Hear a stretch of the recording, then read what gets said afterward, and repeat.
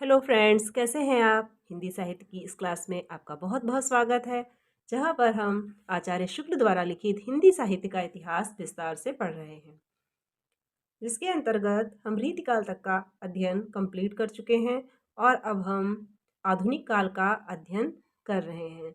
आधुनिक काल में भी हम प्रकरण 2 तक पढ़ चुके हैं और इससे आगे आज हम पढ़ने वाले हैं प्रकरण 3 के अंतर्गत गद्य साहित्य के विस्तार को। अगर आपको ये वीडियोस पसंद आ रहे हैं, इससे आपको लाभ हो रहा है स्टडी में, तो वीडियो को लाइक कर दिया करिए और अपने हिंदी साहित्य पढ़ने वाले फ्रेंड्स को शेयर भी कर दिया करिए। तो आइए देखते हैं प्रकरण 3 के अंतर्गत गद्य को। प्रकरण 3, गद्य साहित्य का प्रसार, द्वितीय उत्थान। प्रथम उत्थान का हमारा अध्ययन पूरा हो चुका है, जिसमें हमने पढ़ा था गद्य साहित्य के प्रवर्तन को। अब प्रकरण 3 में गद्य साहित्य का प्रसार द्वितीय उत्थान के अंतर्गत आएगा, जिसको हम आज पढ़ने वाले हैं। तो पहले सामान्य परिचय देखते हैं। द्वितीय उत्थान का समय है संवत 1950 से 1975। अब आइए देखते हैं सामान्य परिचय। इस उत्थान का आरंभ हम संवत 1950 से मान सकते हैं। इसमें हम कुछ ऐसी चिंताओं और आकांक्षाओं का आभास पाते हैं जिनका समय भारतेंदु के सामने नहीं आया था। इसमें हम कुछ ऐसी चिंताओं और आकांक्षाओं का आभास पाते हैं जिनका समय भारतेंदु के सामने नहीं आया था। भारतेंदु मंडल मनोरंजक साहित्य निर्माण द्वारा हिंदी गद्य साहित्य की स्वतंत्र सत्ता का भाव ही प्रतिष्ठित करने में अधिकतर लगा रहा। भारतेंदु मंडल जो था, वो मनोरंजक साहित्य का निर्माण करके हिंदी गद्य साहित्य की जो स्वतंत्र सत्ता थी, उसको ही प्रतिष्ठित करने में लगा रहा। अब यह भाव पूर्ण रूप से प्रतिष्ठित हो गया था और अब गद्य साहित्य की स्वतंत्र सत्ता प्रतिष्ठित हो चुकी थी और शिक्षित समाज को अपने इस नए गद्य साहित्य का बहुत कुछ परिचय भी हो गया था और शिक्षित समाज अपने इस नए गद्य साहित्य को अच्छे से जान समझ भी गया था।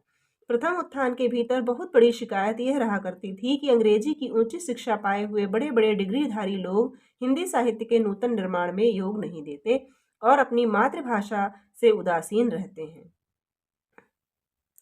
प्रथम उत्थान में अधिकतर ये शिकायत रहा करती थी कि जो अंग्रेजी की ऊंची शिक्षा पाए हैं वो हिंदी साहित्य निर्माण में योगदान नहीं देते, इसके प्रति उदासीन रहते हैं। द्वितीय उत्थान में ये शिकायत बहुत कुछ कम हुई और द्वितीय उत्थान में ये शिकायत बहुत कुछ काफ़ी हद तक कम हुई। उच्च शिक्षा प्राप्त लोग धीरे धीरे आने लगे, पर अधिकतर यह कहते हुए कि मुझे तो हिंदी आती नहीं।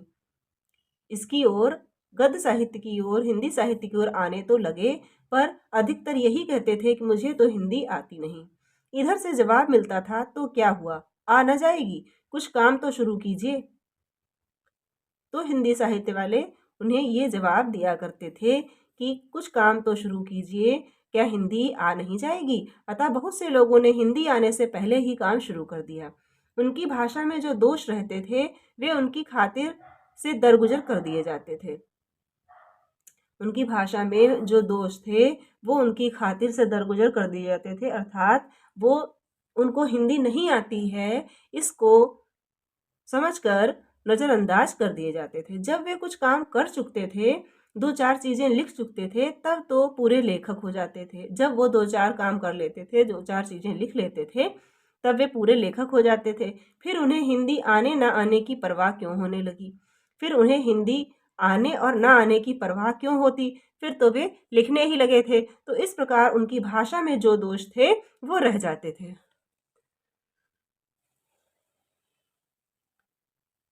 आइए आगे देखते हैं।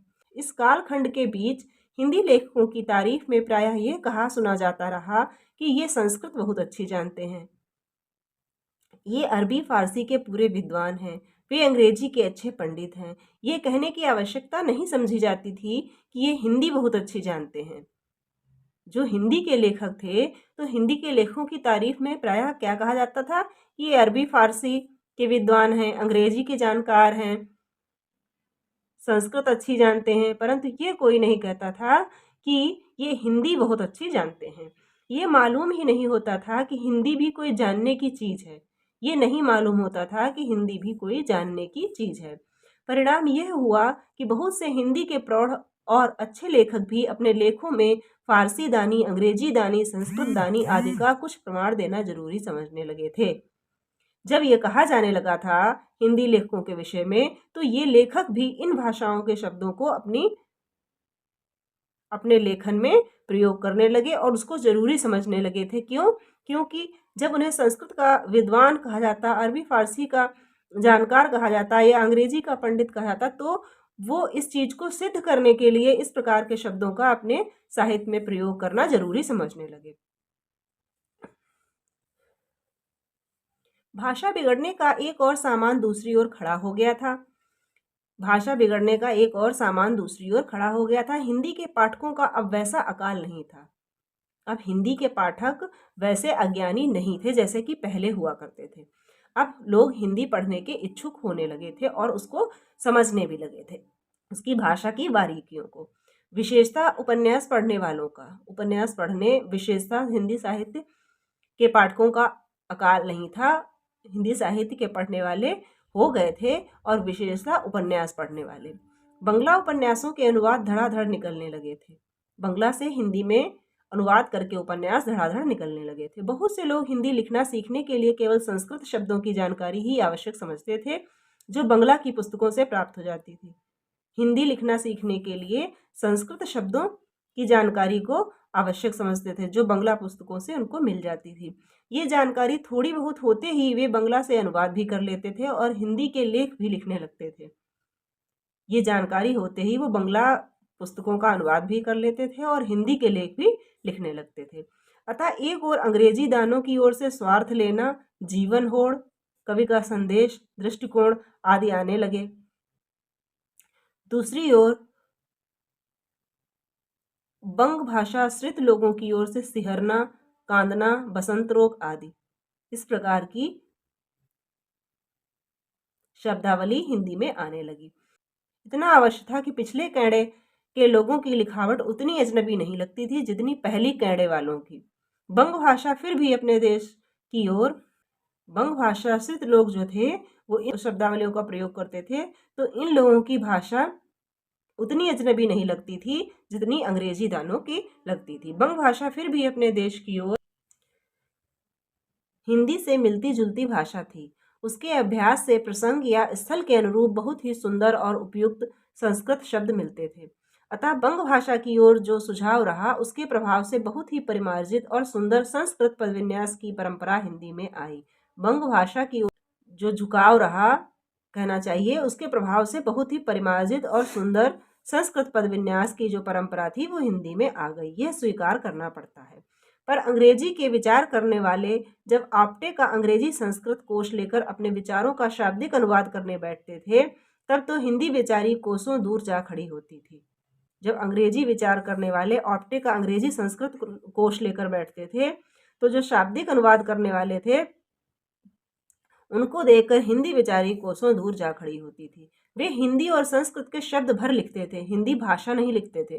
उनकी जो लेखन था उसमें संस्कृत और हिंदी के शब्द भर थे, हिंदी भाषा नहीं थी। उनके बहुत से वाक्यों का तात्पर्य अंग्रेजी भाषा की भावभंगी से परिचित लोग ही समझ सकते थे।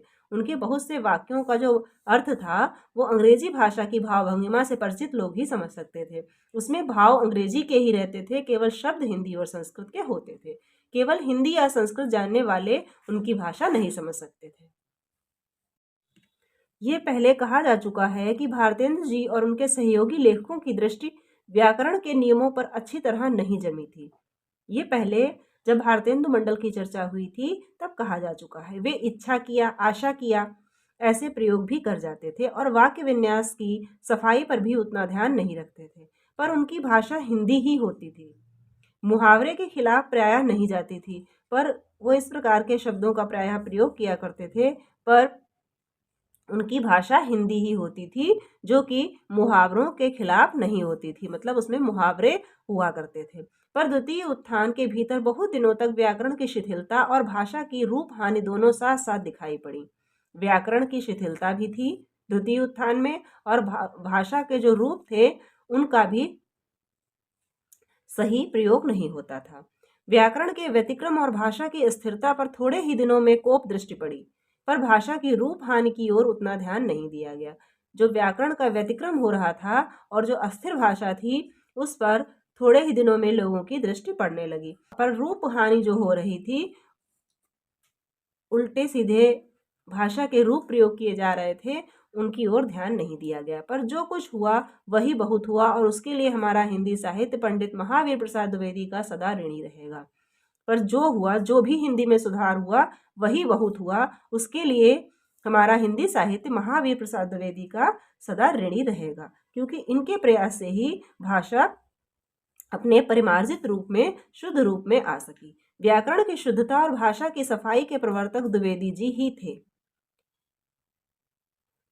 यहाँ पर आचार्य शुक्ल महावीर प्रसाद द्विवेदी जी के लिए लिखते हैं कि व्याकरण की शुद्धता और भाषा की सफाई के प्रवर्तक द्विवेदी जी ही थे। सरस्वती के संपादक के रूप में उन्होंने आई पुस्तकों के भीतर व्याकरण और भाषा की अशुद्धियां दिखाकर लेखकों को बहुत कुछ सावधान कर दिया था। यहाँ से कथन भी पूछा जा सकता है। यद्यपि इन्होंने जो सरस्वती पत्रिका के जब ये संपादक रहे थे, उस समय जो पुस्तकें आती थीं, उनके भीतर ये व्याकरण और भाषा की अशुद्धियां देखते थे और लेखकों को सावधान करते थे कि इस प्रकार की व्याकरण और भाषा की अशुद्धियां लेखन में नहीं होनी चाहिए। यद्यपि कुछ हठी और अनाड़ी लेखक अपनी भूलों और गलतियों का समर्थन तरह तरह की बातें बनाकर करते रहे, पर अधिकतर लेखकों ने लाभ उठाया। कुछ अनाड़ी और हठी लेखक थे जिन्होंने इनकी बात पर गौर नहीं किया और अपनी गलती को समर्थन देते रहे, परंतु अधिकतर लेखक जो थे, उन्होंने अपनी भूलों और गलतियों को सुधार के द्विवेदी जी के परामर्श का लाभ उठाया और लिखते समय व्याकरण आदि का पूरा ध्यान रखने लगे। गद्य की भाषा पर द्विवेदी जी के इस शुभ प्रभाव का स्मरण जब तक भाषा के लिए शुद्धता आवश्यक समझी जाएगी, तब तक बना रहेगा। गद्य की भाषा पर द्विवेदी जी के इस प्रभाव का स्मरण सदैव किया जाएगा, अर्थात भाषा के लिए शुद्धता जब तक आवश्यक रहेगी, आवश्यक समझी जाएगी, तब तक द्विवेदी जी का स्मरण होता रहेगा।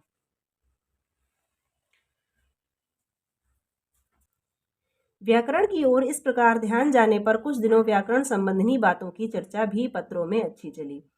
व्याकरण की ओर इस प्रकार ध्यान जाने पर पत्रों में भी जो निकलते थे पत्र, उनमें भी व्याकरण संबंधी बातों की चर्चा रही।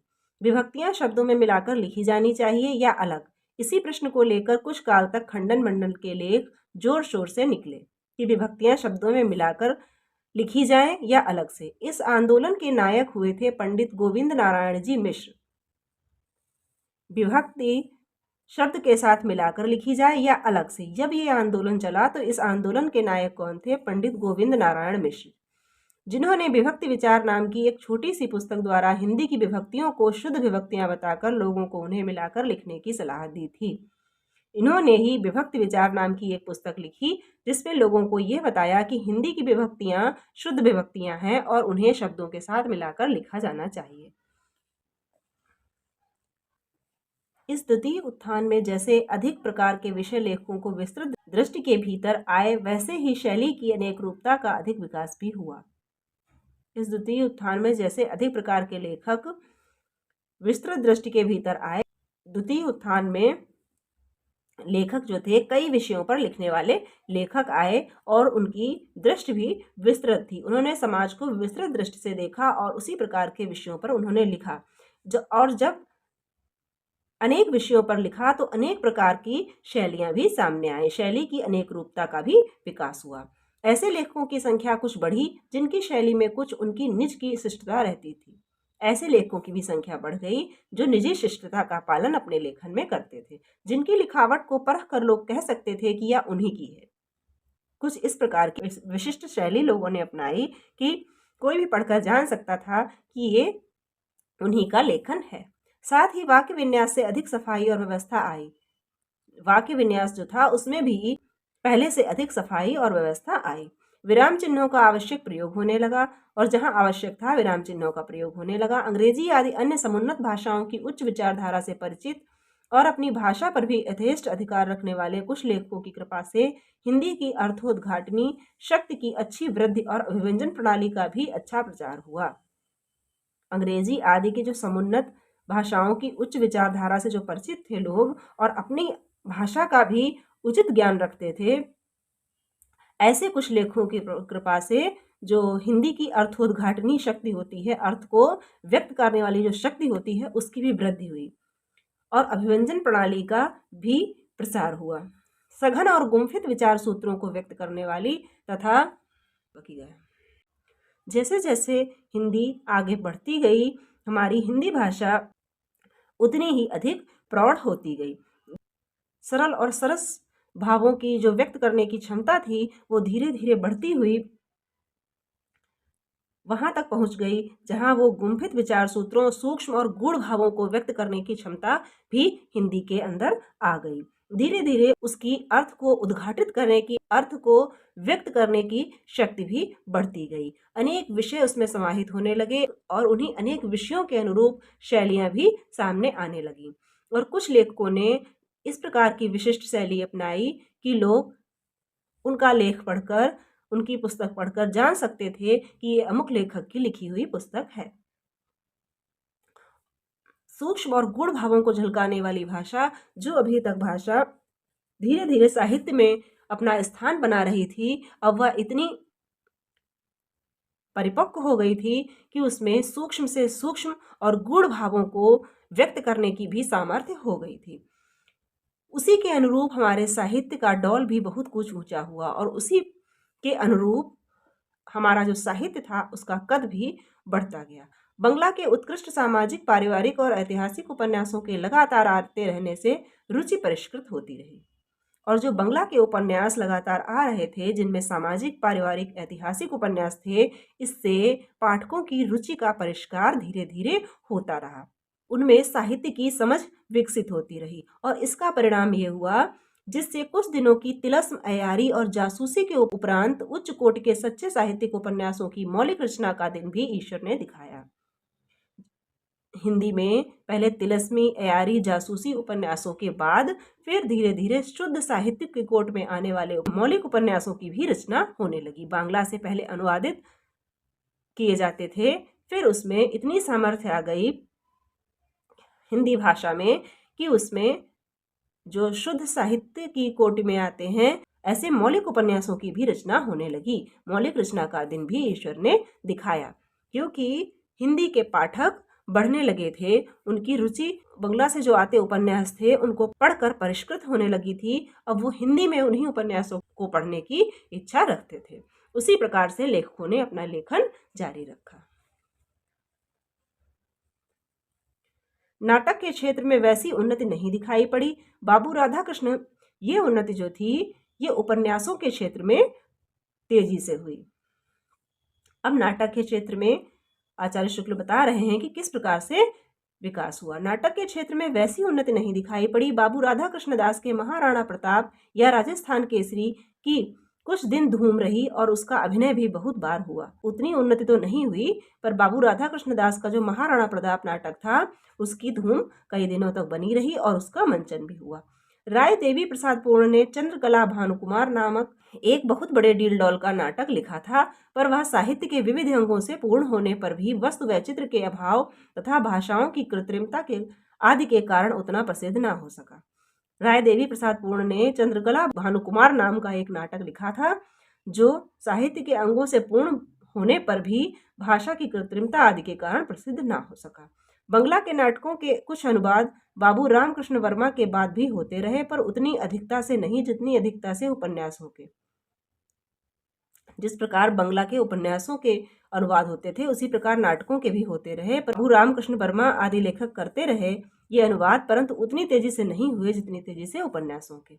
इससे नाटक की गति बहुत मंद रही, इसके विकास की गति मंद रही। हिंदी प्रेमियों के उत्साह से स्थापित प्रयाग और काशी की नाटक मंडलियों जैसे भारतेंदु नाटक मंडली के लिए रंगशाला के अनुकूल दो एक छोटे मोटे नाटक अवश्य लिखे गए, पर वे साहित्यिक प्रसिद्ध ना पा सके।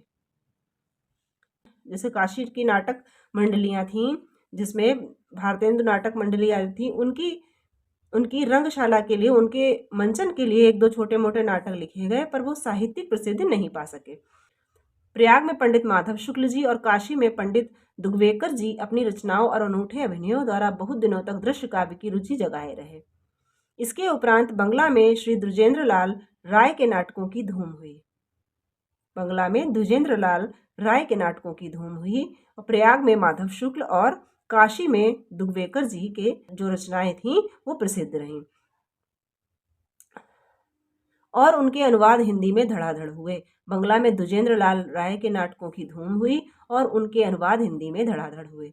इसी प्रकार रविंद्र बाबू के कुछ नाटक भी हिंदी रूप में लाए गए। इसी प्रकार रविंद्र बाबू के नाटकों का भी अनुवाद हुआ। द्वितीय उत्थान के अंत में दृश्य काव्य की अवस्था यही रही। द्वितीय उत्थान में दृश्य काव्य जो नाटक था उसकी यही अवस्था रही, इतना ही उसका विकास हो सका। अब आइए देखते हैं निबंध के विकास के संबंध में। निबंधों की ओर यद्यपि बहुत कम ध्यान दिया गया और उसकी परंपरा ऐसी न चली कि हम 5-6 उच्च कोटि के निबंध लेखकों को उसी प्रकार झट से छांट कर बता सकें जिस प्रकार अंग्रेजी साहित्य में बता दिए जाते हैं। निबंध की ओर ध्यान कम दिया गया और उसकी परंपरा ऐसी नहीं चल पाई कि 5-6 उच्च कोटि के निबंध लेखकों के नाम झट से बता दिए जाएं जिस प्रकार अंग्रेजी साहित्य में बता दिए जाते हैं। फिर भी बीच बीच में अच्छे और उच्च कोटि के निबंध मासिक पत्रिकाओं में दिखाई पड़ते रहे। फिर भी कुछ उच्च कोटि के निबंध मासिक पत्रिकाओं में दिखाई पड़ते रहे। इस द्वितीय उत्थान में साहित्य के एक एक अंग को लेकर जैसी विशिष्टता लेखकों में आ जानी चाहिए थी वैसी विशिष्टता न आ पाई। साहित्य के एक एक अंग को लेकर उनकी सभी विधाओं को लेकर जैसी विशिष्टता लेखकों में आ जानी चाहिए थी वह नहीं आ पाई। किसी विषय में अपनी सबसे अधिक शक्ति देख उसे अपना कर बैठने की प्रवृत्ति बहुत कम दिखाई दी। किसी विषय में अपनी शक्ति को माप कर उसको देखकर कि किस में साहित्य के किस अंग में हमारा लेखन अधिक मुखर है इसको पहचान कर उसी पर रचना करने की प्रवृत्ति कम दिखाई पड़ी। बहुत लेखकों का ये हाल रहा कि कभी अखबार नवीसी करते, कभी उपन्यास लिखते, कभी नाटक में दखल देते, कभी कविता की आलोचना करने लगते और कभी इतिहास और पुरातत्व की बातें लेकर सामने आते। लेखक अपनी क्षमता को पहचान कर, अपनी रुचि और अपनी लेखन शक्ति को पहचान कर किसी एक अंग के विकास में नहीं लगा, सभी ओर उसका ध्यान जाता रहा। ऐसी अवस्था में भाषा की पूर्ण शक्ति प्रदर्शित करने वाले गूढ़ गंभीर निबंध लेखक कहाँ से तैयार होते। ऐसी अवस्था जब थी कि चारों ओर उनका ध्यान था लेखकों का, तो भाषा की पूर्ण शक्ति प्रदर्शित करने वाले गंभीर निबंध कहाँ से तैयार हो सकते। फिर भी भिन्न भिन्न शैलियां प्रदर्शित करने वाले कई अच्छे लेखक इस बीच में बताए जा सकते हैं। फिर भी भिन्न भिन्न शैलियों को लेकर कई लेखक इस बीच आए हैं जिन्होंने लिखा तो कम है पर जो कुछ लिखा है वह महत्व का है। जिन्होंने लेखन तो कम किया है परंतु जो भी लेखन किया है वह महत्वपूर्ण है। अब आलोचना को देखते हैं। समालोचना का आरंभ यद्यपि भारतेंदु के जीवन काल में ही कुछ न कुछ हो गया था पर उसका कुछ अधिक वैभव इस द्वितीय उत्थान में ही दिखाई पड़ा। आरंभ तो भारतेंदु काल से हो गया था पर उसका थोड़ा सा विकास इस द्वितीय उत्थान में दिखाई पड़ा। श्रीयुत पंडित महावीर प्रसाद द्विवेदी ने पहल विस्तृत आलोचना का रास्ता निकाला। सबसे पहले विस्तृत आलोचना का रास्ता महावीर प्रसाद द्विवेदी ने निकाला। फिर मिश्र बंधुओं और पंडित पद्म सिंह शर्मा ने अपने ढंग पर कुछ पुराने कवियों के संबंध में विचार प्रकट किए, पर यह सब आलोचना बहिरंग बातों तक ही रही। भाषा के गुण दोष, रस अलंकार आदि की समीचीनता इन्हीं सब परंपरागत विषयों तक पहुंची। भाषा के गुण दोष, रस अलंकार आदि की समीचीनता इन्हीं सब परंपरागत विषयों तक ये आलोचना पहुंची। स्थायी साहित्य में परिगणित होने वाली समालोचना जिसमें किसी कवि की अंतर्वृत्ति का सूक्ष्म व्यवच्छेद होता है, उसकी मानसिक प्रवृत्ति की विशेषताएं दिखाई जाती हैं, बहुत ही कम दिखाई पड़ी। आंतरिक तत्वों, सूक्ष्म तत्वों का विश्लेषण करने वाली समालोचना बहुत कम दिखाई पड़ी। जिस आलोचना में लेखक की अंतर्वृत्ति का उद्घाटन हो कि उसकी मानसिक प्रवृत्तियों की विशेषताएं दिखाई जाएं, इस प्रकार की समालोचना सामने नहीं आई, बहुत कम ही दिखाई पड़ी। साहित्य के बाहरी तत्वों पर ही आलोचना होती रही, जैसे कि भाषा के गुण दोष, अलंकार आदि पर ही आलोचना होती रही। अंतर्वृत्तियों की समालोचना बहुत कम सामने आई। साहित्यिक मूल्य रखने वाले 3 जीवन चरित महत्व के निकले। साहित्यिक मूल्य जिनका है ऐसे 3 जीवन चरित महत्व के निकले अगर जीवन चरित की बात की जाए। पंडित माधव प्रसाद मिश्र की विशुद्ध चरितावली, जो माधव प्रसाद मिश्र ने विशुद्ध चरितावली लिखी, स्वामी विशुद्धानंद का जीवन चरित। दूसरा है बाबू शिवनंदन सहाय लिखित हरिश्चंद्र का जीवन चरित।